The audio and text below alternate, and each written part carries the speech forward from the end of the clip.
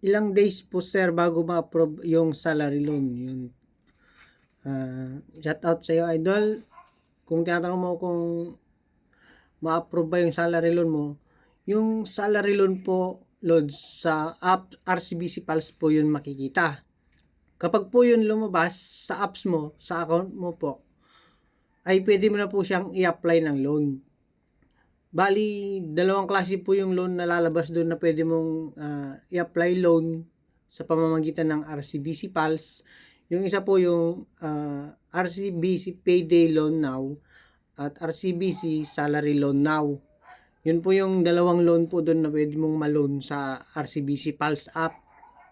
Kapag may alin man po doon sa dalawa na doon yung niloan mo, ay yung oras mismo po na yon, makukuha mo na po agad yung loan mo pag in-apply mo po siya. Hindi po yun ma-approve kung basta lumabas na po siya doon sa apps mo. Para kang nag-send na lang ng pera po ng GCash. Ganun po yun kabilis pagka in-apply mo na po yung loan. Papasok na po yun agad doon sa payroll ATM mo po.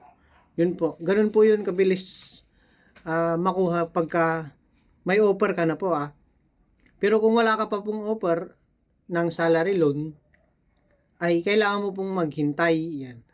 Basta hindi ka po naka-avail ng payday, basta hindi ka po active sa payday loan, hindi mo po kinuha yung payday loan, ay may chance ka pong magkaroon ng salary loan now. Yun po. Bali, ang salary loan now po ay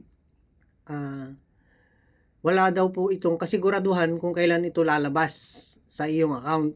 Yan. Ito daw po ay system generated. Kailangan mo pong maghintay ng text offer or email notification po. Or lagi mo na lang pong i-check sa iyong RCBC Pulse account kung ito ay lumabas na po sa iyong account. At kapag lumabas na po ito sa iyong account sa loan tab, pwede mo na po siyang i-apply RCBC Salary Loan Now. Pindutin mo lang po yan. Tapos continue mo, apply para mai-apply mo siya sa salary loan mo. At pag na-apply mo na siya, maghahanap siya ng OTP.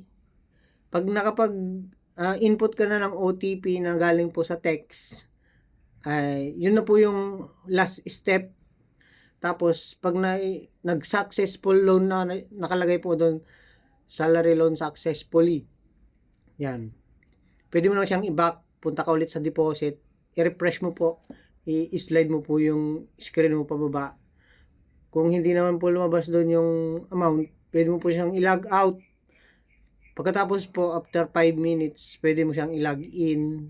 Then, lalabas na po doon sa deposit payroll ATM account mo.